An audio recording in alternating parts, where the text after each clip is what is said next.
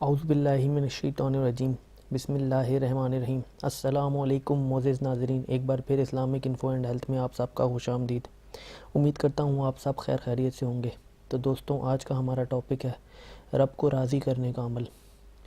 اگر آپ پریشان ہیں، کسی بھی پریشانی میں مبتلا ہیں، تو شاید اس کے پیچھے یہ بھی ریزن ہو سکتا ہے کہ اللہ آپ سے ناراض ہوں۔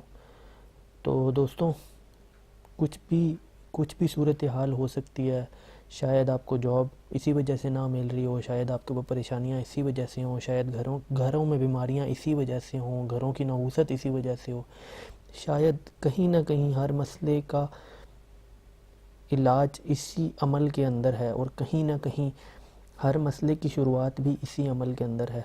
اگر آپ اللہ کو راضی رکھیں گے تو انشاءاللہ آپ کے سارے بگڑے ہوئے کام بھی بن جائیں گے۔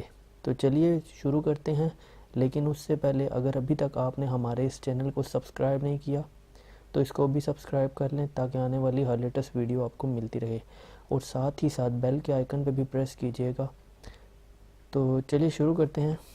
بعض اللہ والوں سے منقول ہے کہ جو شخص بعد نماز عشاء 2 رکعت کر کے 4 نفل اس طرح پڑھے کہ ہر رکعت میں سورہ فاتحہ کے بعد سورہ اخلاص 3 دفعہ، سورہ فلق 3 دفعہ، سورہ ناس 3 دفعہ پڑھے، اور سلام پھیرنے کے بعد تیسرا کلمہ 70 مرتبہ پڑھ کر اپنے گناہوں سے توبہ کرے، اللہ پاک ان نوافل کی برکت سے انشاءاللہ اس کے گناہ معاف فرما کر اس کی توبہ قبول فرمائیں گے۔ تو دوستوں، جب سورہ اخلاص پڑھیں گے، سورہ اخلاص کے بعد آپ نے سورہ فلق، سورہ ناس سورہ ناس آپ نے 3 دفعہ پڑھنی ہے ہر رکعت کے بعد۔